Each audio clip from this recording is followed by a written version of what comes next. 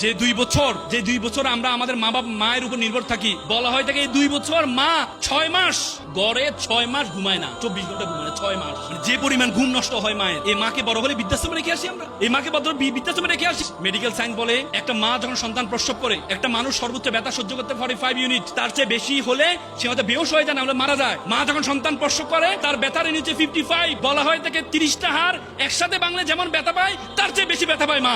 সে বাবাকে আমরা বৃদ্ধাশ্রমে রেখে আসি। এ বাবাকে বলা সূর্যের মতো, সূর্য যেমন না থাকলে সূর্য আমাদেরকে গরম দেয়, বাবাও আমাদেরকে গরম দেয়। সূর্য যেমন না থাকলে পৃথিবী অন্ধকার হয়ে যায়, বাবা যদি না থাকে তোমার জীবনও তেমনি অন্ধকার হয়ে যাবে। বাবা কি জিনিস? বাবা হচ্ছে একটা ছাদের মতো, নিজে গরম সহ্য করে পুরো পরিবারকে গরম থেকে রক্ষা করে। সে বাবা মাকে আমরা বৃদ্ধাশ্রমে রেখে আসি। একবার একটা ছেলে একটা বাবা ঘুড়ি উড়াচ্ছিল। ছেলে বাবাকে বলে, আচ্ছা বাবা ঘুড়িটা কিসের কারণে উঠছে? তো বাবা বললো সুতার কারণে। ছেলে বলল, বাবা আমি দেখছি সুতা ঘুড়িকে টানছে আর তুমি বলো সুতার কারণে উঠছে। বাবা তারা শিকার জন্য সুতাটা ছিঁড়ে দিয়েছিল, একটু পরে ঘুড়িটা লাফঝাপ করে নিচে পড়ে যায়। বাবা বললো, দেখো তোমার কাছে অনেক সময় মনে হবে মা বাবার এই টানটা তোমার কাছে স্বাধীনতা খর্ব, কিন্তু এই টান যদি না থাকে তোমার ঘুড়িও উড়বে না, তোমার জীবনের ঘুড়িও কখনো উড়বে না।